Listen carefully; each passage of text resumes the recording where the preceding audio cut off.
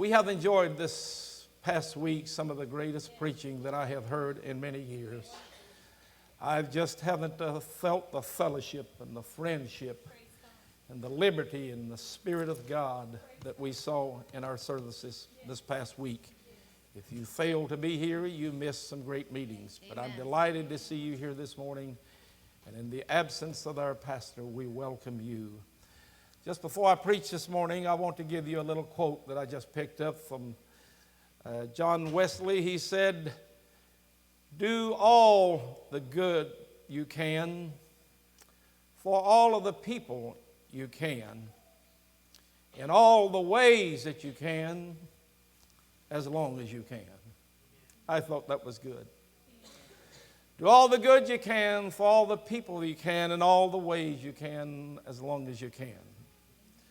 They preached John Wesley's funeral. I have the date, and I think it was London, England, or it was in England. And when the preacher closed the funeral services, he said the only thing John Wesley left was $15 and a pocket watch.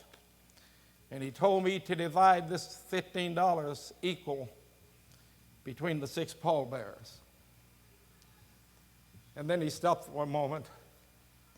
And he said, "Oh, I forgot one thing." He said he left the Methodist Church. Wasn't that great? Yes. Didn't have much wealth, but he left the Methodist Church. One of the greatest preachers. Preached till he's in his 80s. Preached to 5,000 people one morning at the cemetery at 5 o'clock. Preached sometimes as many as 8 or 10 times a day. And when he got ready to leave here, he had $15 and a pocket watch. But he left the Methodist Church. Amen. I'm preaching this morning, the Lord willing, and I desire your prayers, on the facts and figures and incidents in the life of Joseph. I taught a little some time ago here in our Sunday school lesson on Joseph. This morning I wanted to continue it.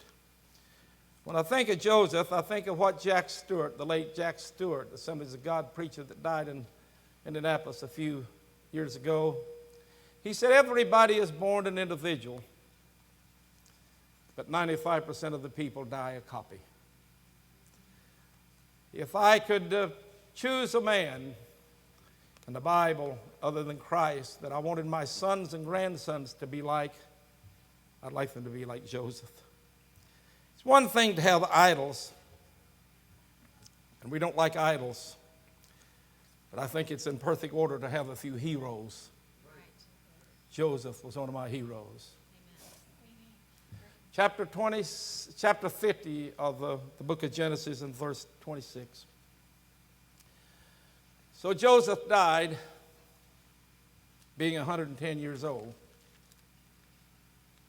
They embalmed him, and he was put in a coffin in Egypt. In the 24th chapter of the book of Joshua, in verse 32, listen to this. "And the bones of Joseph, which the children of Israel brought up out of Egypt, buried they in Shechem, in a parcel of ground which Jacob bought from the sons of Hamor, the father of Shechem, for 100 pieces of silver, or $64. And it became the inheritance of the children of Joseph." So Joseph died, being 110 years old. They embalmed him. He was put in a coffin in Egypt. They forgot something. They forgot to bury him. If you'll notice that word embalmed, there's 54 years between chapter 49 and chapter 50. In chapter 49, Jacob was the first man in the Bible that was ever embalmed. 54 years later, Joseph was number 2. And they put him in a coffin, and you will find that that's the only time the word coffin is even mentioned in the Bible anywhere. They put him in a coffin, but they forgot to bury him. What did they do with him?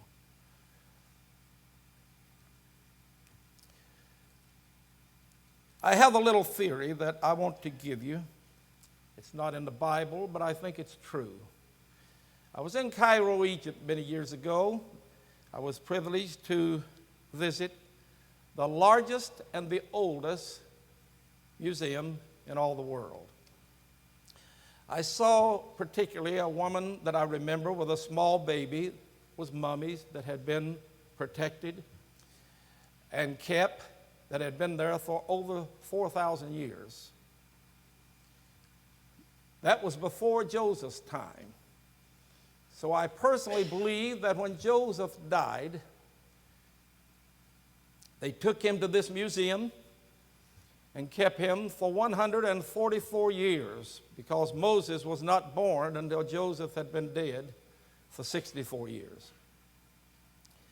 They kept him there 144 years, and when Moses got ready to lead the children of Israel out of Egypt, I can see him as he designates maybe a half a dozen men or more.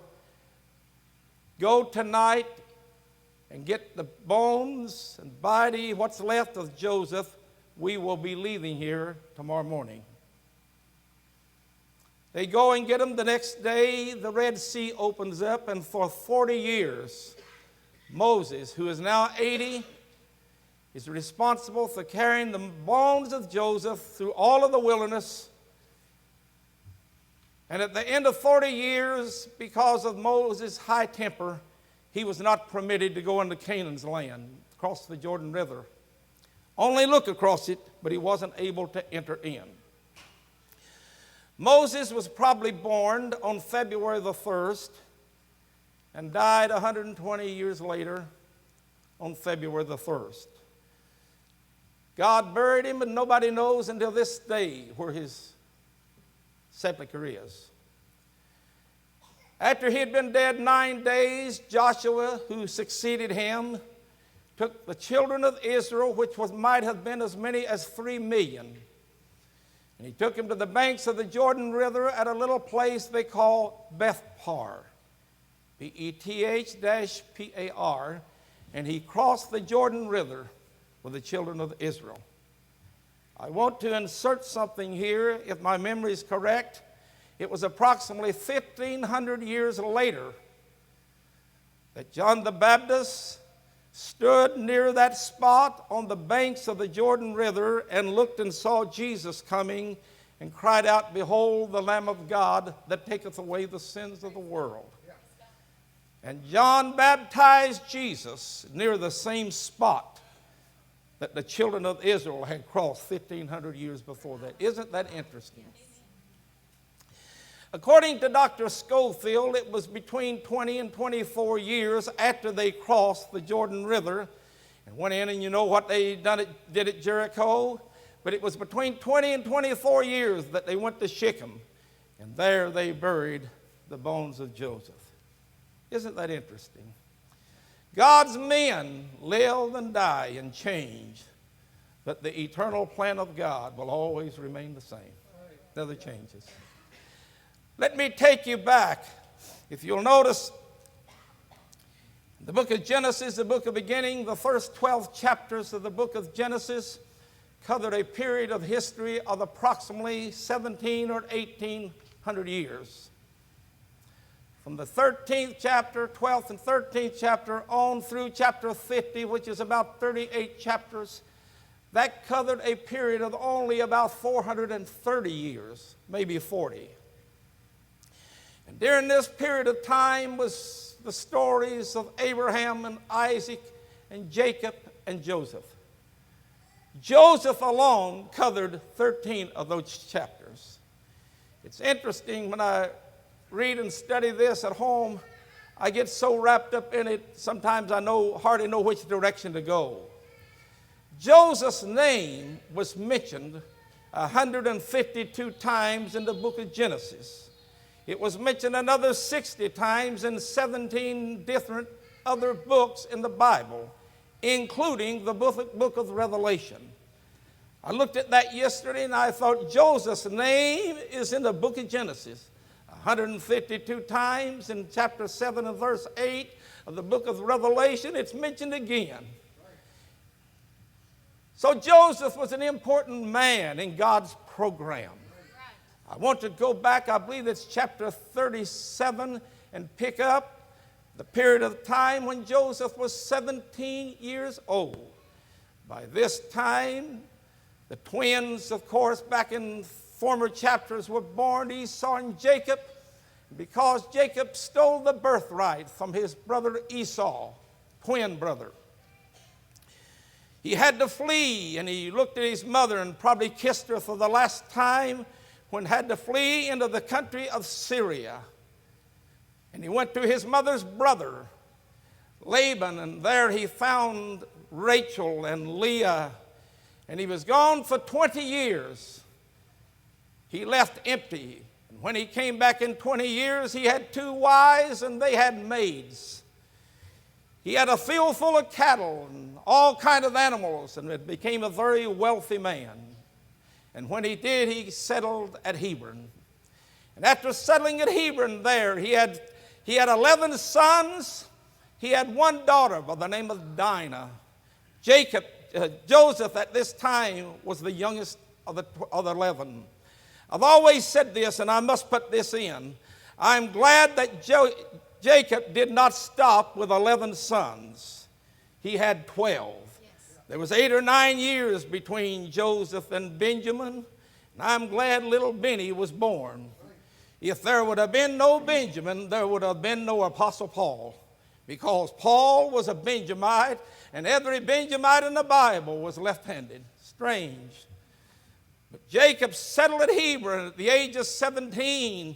These 10 brothers that was older than, the Bible said that Jacob loved Joseph more than all of the rest of his children because he was the son of his old age. I've got news for you. They were all sons of his old age.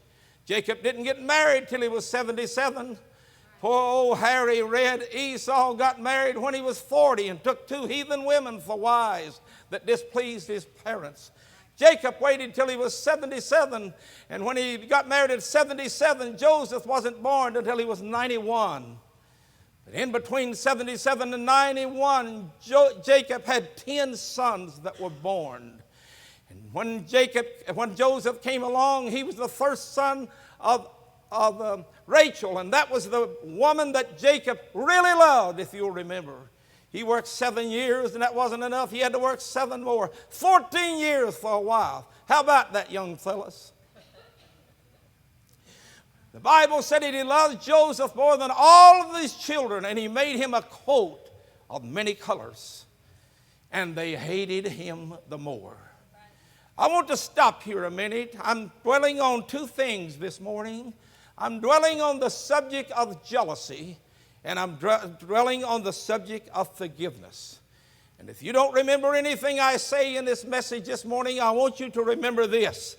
There is nothing in this world that is as bad as jealousy.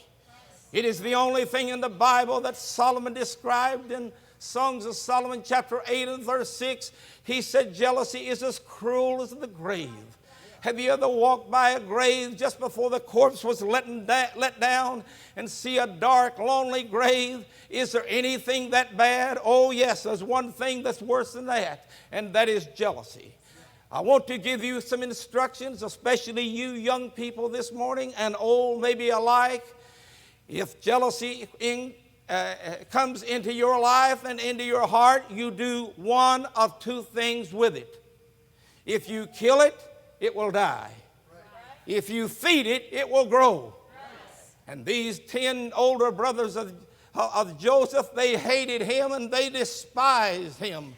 The Bible said that Jacob made him a coat of many colors. When he put the coat on Joseph, it was a coat of authority. Now, I've often wondered, did Jacob make the difference in his sons, or did Joseph actually make the difference in his sons?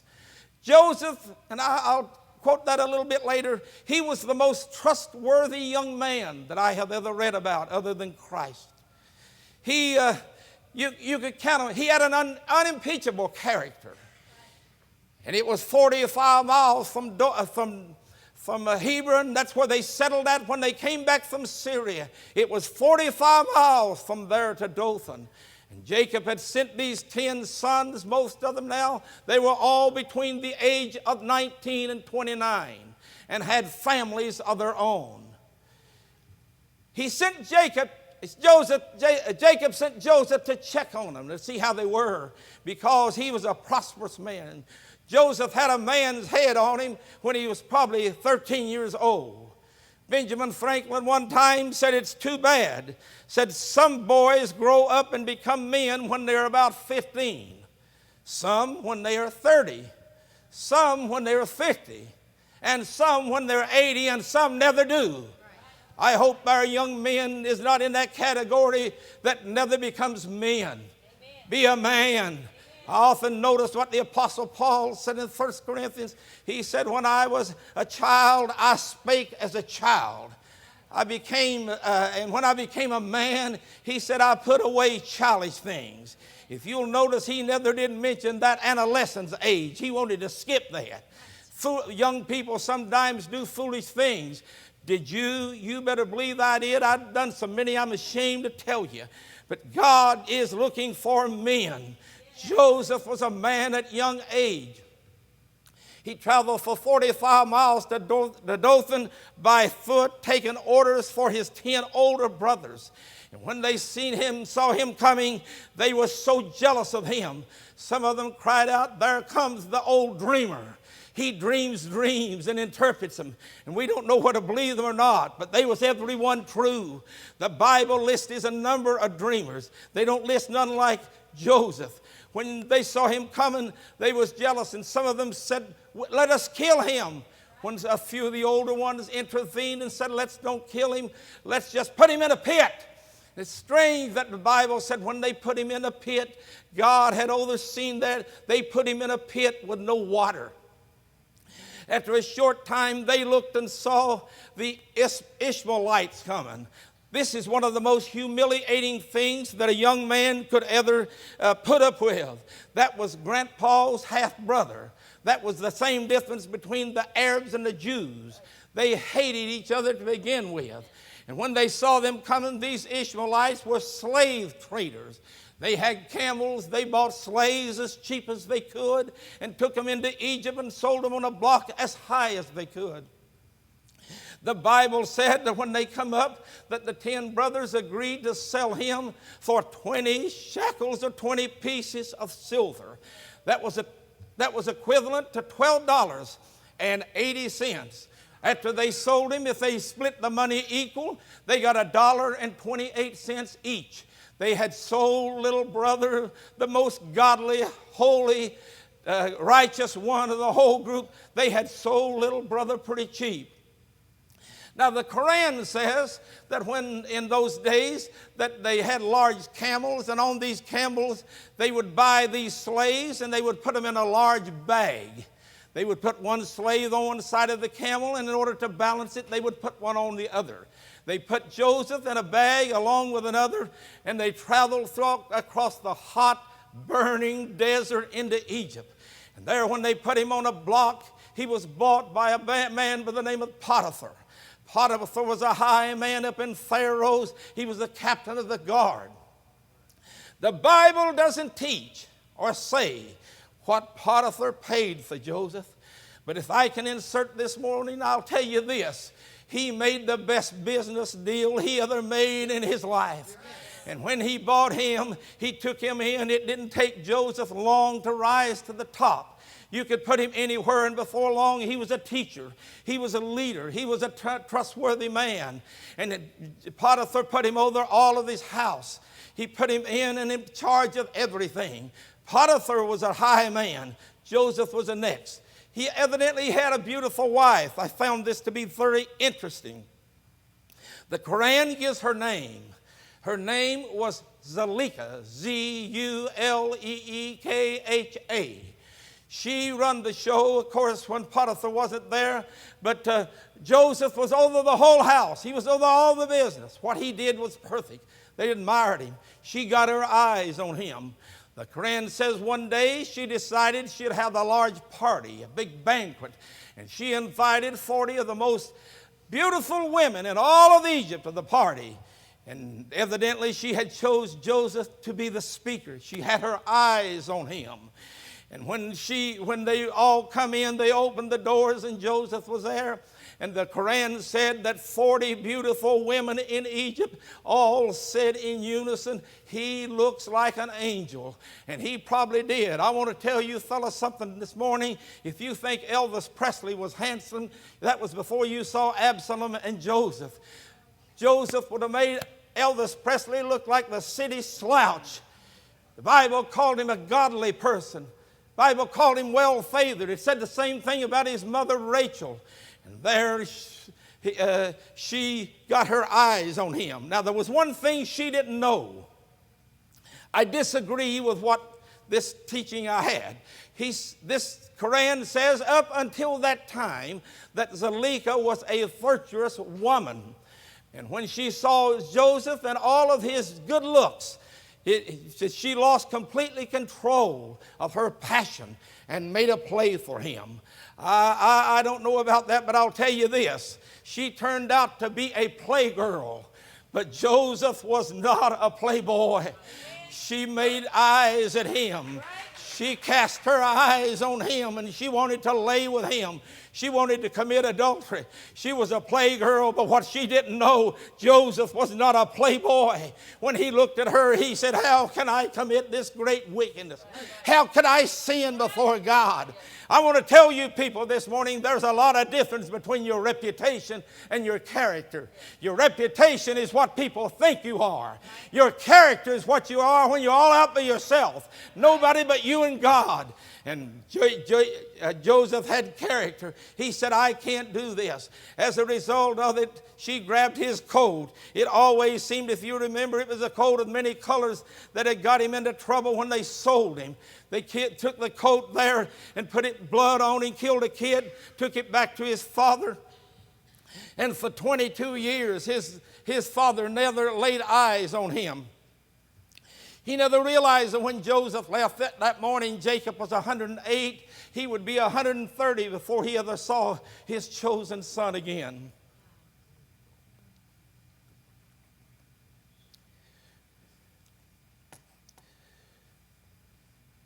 When Potiphar comes in, his lying wife that he had so much confidence in was so obsessed with Joseph, with all of these qualities, his good looks, that she couldn't keep her eyes off of him.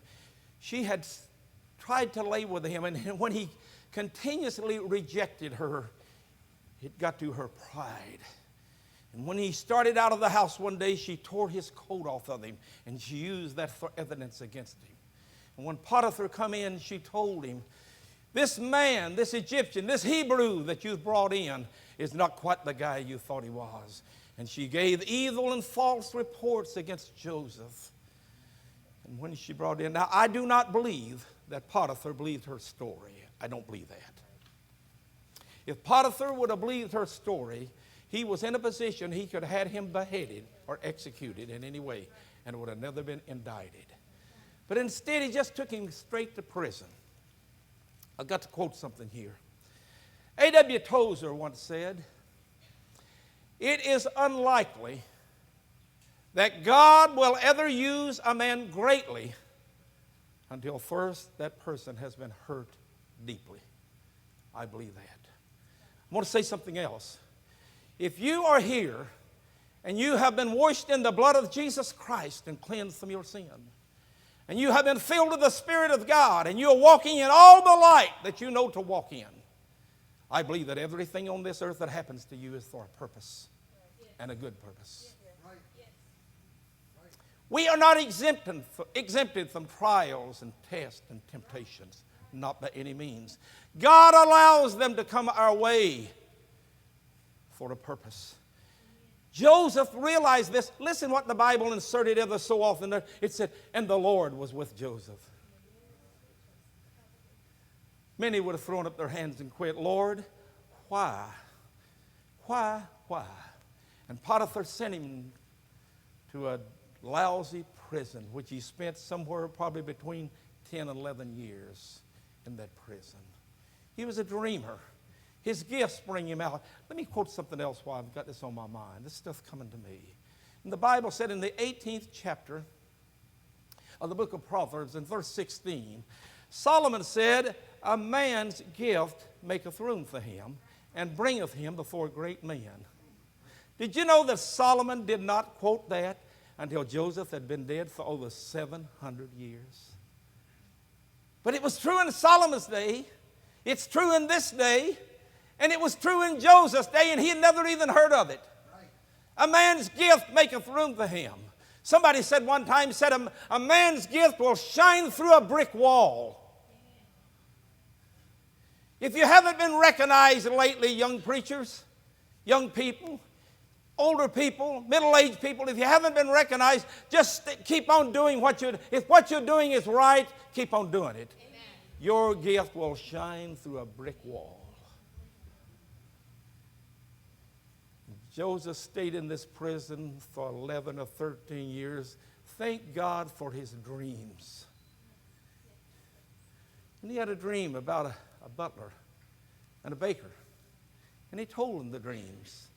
And they come to pass, just exactly as he said. Pharaoh had some dreams and it bothered him. King Pharaoh. Oh, King Pharaoh. And it bothered him. When one of them said, I know they tried all the magicians. People, when you try everything and it fails, I want to tell you, you can try Jesus. He never fails. Never fails. And Pharaoh tried it all, and it all failed. One day he was told, I know a man in prison, and he can interpret your dreams.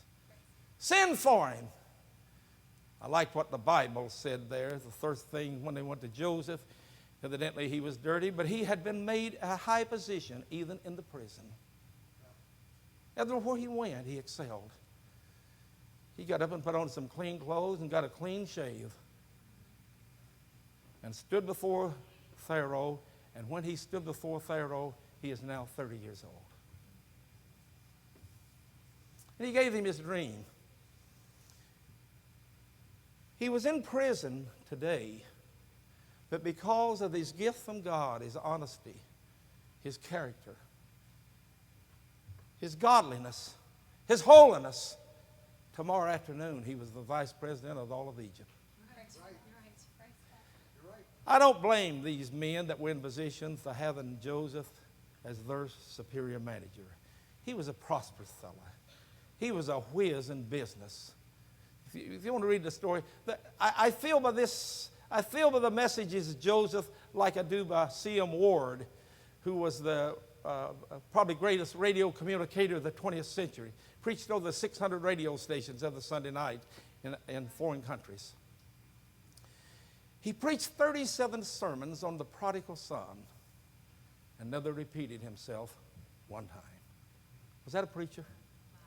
I had my picture made with him. I was 22 and he was 44. That's the one I should have kept. He was the best radio speaker. Every word fit. He preached his last one. And his last sermon he preached, I've got it. Not by might, not by power, but by my spirit, saith the Lord. I must hurry. I'm watching that clock and I know you are. I found out a long time ago what clocks means to preachers. Absolutely nothing. When he stood before Pharaoh and told him his dreams, he became the vice president of Egypt. Short time went by. What was the purpose in God using Joseph in this manner, to this degree, to this level? God knew before ever Joseph got in Egypt. See, he only spent 17 years in Canaan. He spent the next 93 years in Egypt. And he knew that there was a famine coming. 22 years had gone by. When the famine came, Jacob sent his sons down Egypt to buy grain. Who did they run into? You remember the little fellow they sold and kicked about, took the money and divided it probably, took the false report back to Dad. Their dad had sat there and cried and wept for 22 years. He recognizes them. And when he seats them, he sets them in order of their age. They didn't know him. Strange, ain't it? He knew them all. In the final analysis, I want to close this quickly as I can. He looked at them. You know, bitterness is a terrible thing. If you let it, it'll kill you. Jealousy will kill you. Hatred will kill you. It'll drive you to an early grave. It will. When he came down, he finally made himself known to him. But here's what he said I've always liked, and I've got to hurry. He said, you meant this for evil, but God meant this for good. Strange that when he sat back and Jacob got the news, the old man, he revived up. He's now 130. I've often wondered when Pharaoh let Joseph send all the wagons and bring all of them, the 70 souls that had come down with them. I've always wondered, I got to put this in. I've got a whole lot of this. I've got about 4 hours of this, but I'll only give you a little bit more. Old Pharaoh looked at Jacob and said, how old are you? How old are you, old man?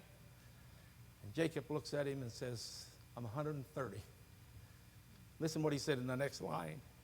He said, my days have been few and evil. Just a few days. Kim, one day I took my little calculator, and if you multiply 365 and add a few leap year days times 130, at that time, Jacob had lived more than 47,000 days. I've only been here a few days. I want to tell you, folks, I run into people constantly that I haven't seen for a long time. Talked to a man on the phone last night I hadn't talked for years. Isn't life short? I used to have older men look to me when I wasn't that high and looking, they'd pat me on the head and say, honey, it won't take you long to get old.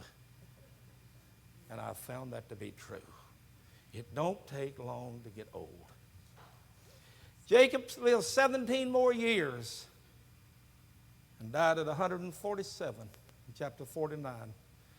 Abraham lived to be 175. Isaac lived to be 180. Jacob lived to be 147, and Joseph and Joshua both lived to be 110. They would all tell you, life is just a short span of time. Now, you meant it for evil, but God meant this for good. Forgiveness. Forgiveness, true forgiveness, Willie Markham says, is forgiving a person before they ever even asked you.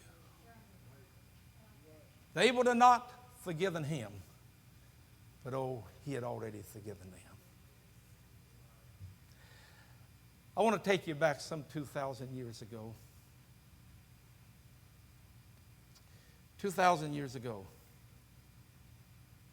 I want to take you about midnight in the Garden of Gethsemane when Judas betrays our Lord and sells him for 30 pieces of silver, which was $19.60.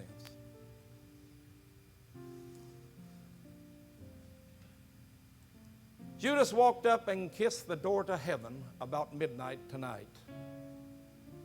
And just around daylight in the morning, he walked through the gates of hell.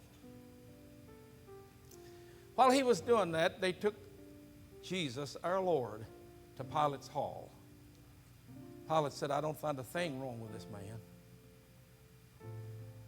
But he said, I want this preached at my funeral, these words. What I have written, I have written. I want the preacher to take them words and preach my funeral. The preacher may say good things about you at the funeral, but it'll not change nothing at the judgment of God.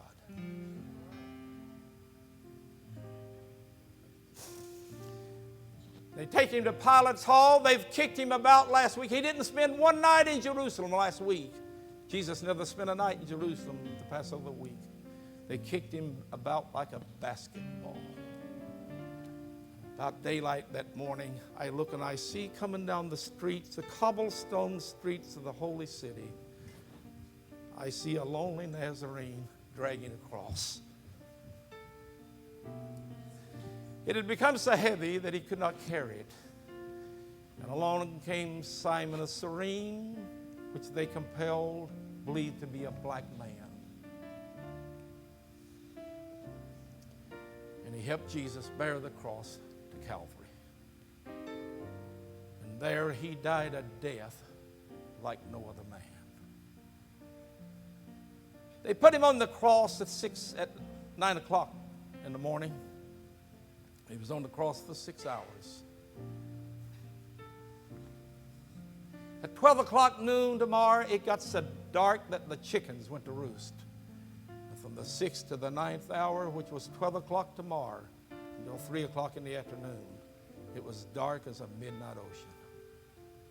He was beaten, scourged, criticized, spit on. He didn't even look like a human being. What are you trying to tell me? I'm trying to picture tonight what forgiveness is all about. Take a round and go to the back side of the cross and take a look at his blood-beaten back. 39 stripes on his back. Wounds in his side, and that's the only man-made thing in heaven this morning, is the scars where they put in his side. What are you talking about? I'm talking about forgiveness. That was forgiveness. I owed a debt I could not pay. He paid a debt he did not owe. I've been burdened lately for some people, one especially, that has the most unforgiving spirit that I can imagine. The tragedy of it is she's coming up on 85 years old, and she's more bitter than I've ever seen in her life. I want to tell you something on the authority of God's Word. If you have bitterness and unforgiveness in your heart, in your life, if Jesus Christ split the eastern skies and came back to this earth today, you would not get 1 foot off the ground. That's right, folks. Oh, Joseph, let my sons be like you. My latest grandson was born July 25th. What did we name him? Joseph. Joseph meant adding to. I hope they don't add no more to them. That's what it really meant. But I want to tell you something this morning. There's nothing like forgiveness. We need a revival in our Pentecostal churches today where people don't only get right with God. We need a revival where people get right with one another. This thing of members in your church going by and don't care whether we speak or not, watch out, folks. You're walking on thin ice.